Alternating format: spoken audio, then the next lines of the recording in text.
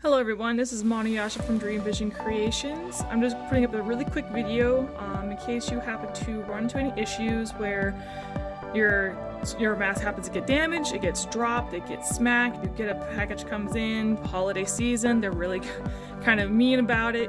If you have to get a break and you've got a crack similar to this one here where it's an abrupt sharp crack, I want to show you how you can fix it on your own and save yourself some time from having to return the mask in case this should happen.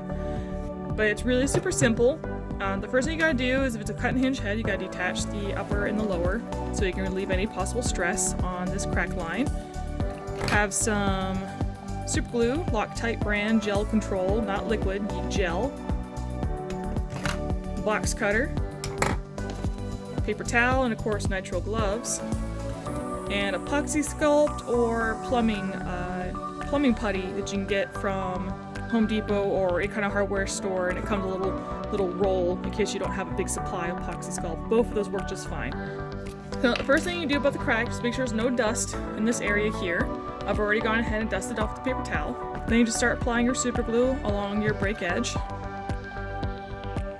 keeping this break nice and clean. Don't worry about scratching it up. And actually a smooth surface works better for super glue than a textured one.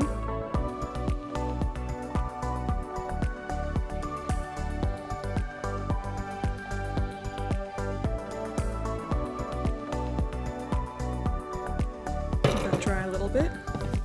Wipe off your super glue.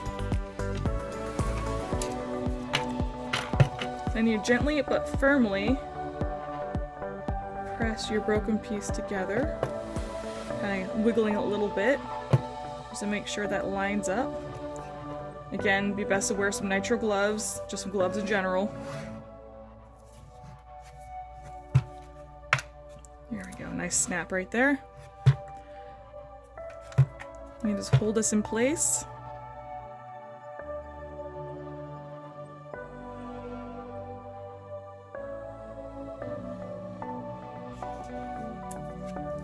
I use my paper towel, just kind of wipe off any extra amounts of glue.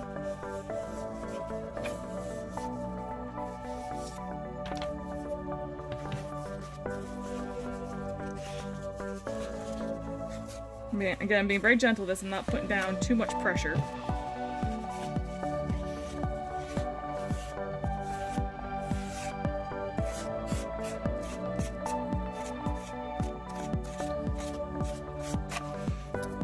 Okay, the next step is extra reinforcement. I recommend you actually setting this aside for about an hour just to make sure the super glue is completely dry. But I'm going to go ahead and just start gently scratching up the inner surface here of the plastic. Because now I want to give this plastic some texture. So that way my Epoxy Sculpt or my plumbing putty will stick really well.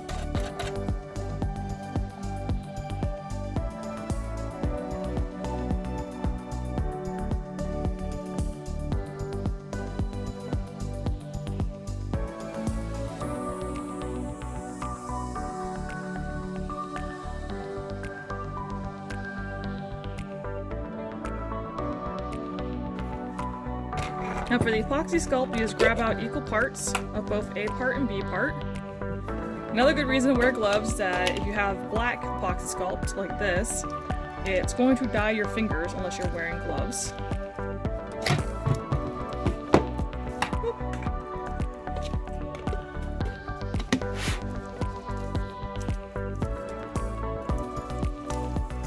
And the B part.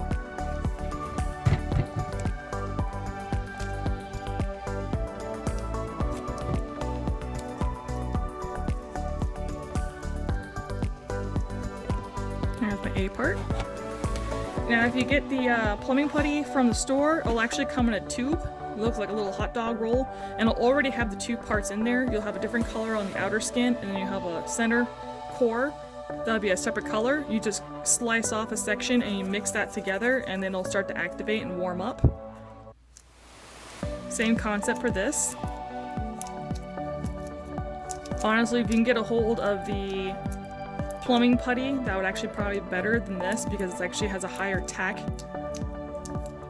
to it, so it'll stick a lot better to the plastic because it's designed to stick to plastics and metals.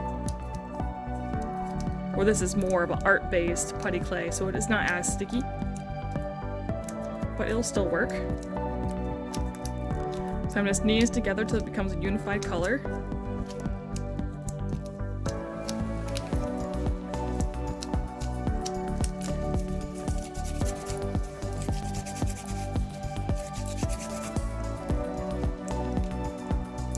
You'll actually start feeling it warming up a little bit. That's part of the chemical reaction. Also, if you have a white mask, make sure you clean off your gloves.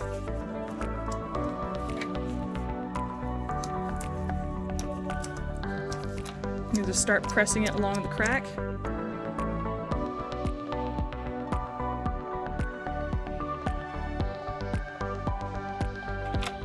I'm doing this on the inside because it won't affect the actual shape of the outer appearance of the mask, plus this gets covered up with foam anyways for padding, so you won't see any of these repairs.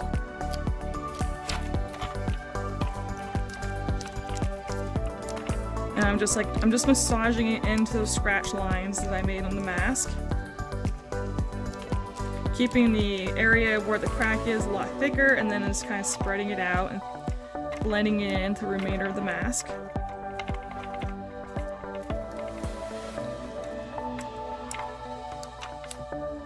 What's also really nice is that this is also carvable with a Dremel tool.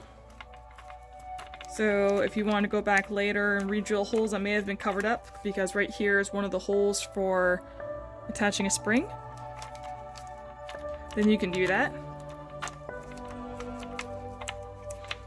Also, if it feels like it's really too textured and you don't like it, you can also add water to the top of the Epoxy Sculpt to smooth it out more. But this takes about, I want to say 6 to 8 hours to fully cure. So once you do this, just set your mask aside and let it fully cure overnight.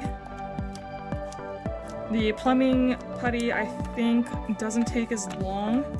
It'll start hardening up much faster than this stuff does. This is designed for crafting, sculpting, so it has longer working time. But with the plumbing putty, it's meant to be instant. So the minute you start mixing it, it'll start heating up. So you only have a couple seconds to work with it. Just keep that in mind if you do get the industrial grade plumbing putty over the Epoxy Sculpt.